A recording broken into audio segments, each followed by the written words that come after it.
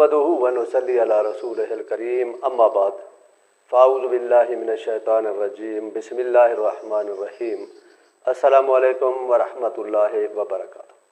दोस्तों, मुहर्रमुल हराम का महीना शुरू होते ही एक बहस शुरू हो जाती है। कोई कहता है हम वाह हुसैन वाले हैं और कोई कहता है हम आ हुसैन वाले हैं, और बड़ी आसानी से हम लोग कह देते हैं कि गमे हुसैन में क्यों रोते हो, रोना नहीं चाहिए।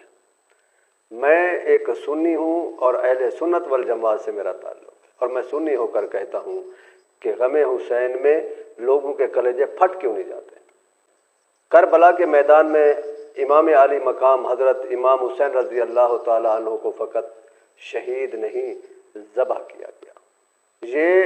ये वो हस्तियाँ थीं जो नमाज के दौरान अगर आकाए दो जहां हज़रत मोहम्मद सल्लल्लाहु अलैहि वसल्लम की पीठ मुबारक पर सवार हो जाते तो आप सजदे से सर नहीं उठाया करते थे। एक मर्तबा नमाज के दौरान जब हसनैन करीमैन आप सल्लल्लाहु अलैहि वसल्लम की पीठ मुबारक पर चढ़ गए तो आपने सजदा इतना लंबा कर दिया कि सहाबा को पीछे शक होने लगा कि क्या कहीं आप सल्लल्लाहु अलैहि वसल्लम इस दुनिया से रुखसत तो नहीं कर गए।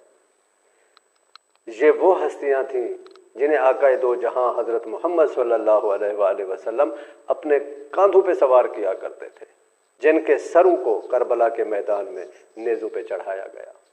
आज अगर हमारे घर में कोई 60-70 साल का बुजुर्ग इस दुनिया से रुखसत हो जाए तो मैंने बड़े बड़े हट्टे कट्टे सेहतमंद 6 फुट के जवानों को बच्चों की तरह रोते देखा है। अगर हमारे घर में कोई हमारा बच्चा बीमार हो जाए या कोई बुखार आ जाए तो माँ और बाप की परेशानी और तकलीफ देखने के लायक होती है। जिन शहजादों को करबला की खाक में मिला दिया गया, जिन शहजादियों को सैयदजादियों को कैदी बना के बाजारों में घुमाया गया, वो कोई और नहीं थे, वो अली शेर खुदा के बेटे और बेटियां थीं।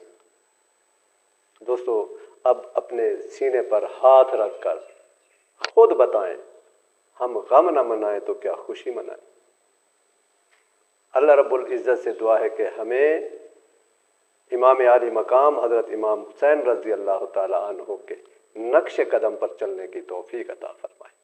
आमीन व आखिर दावाना अनिल हम्दुलिल्लाहि रब्बिल आलमीन।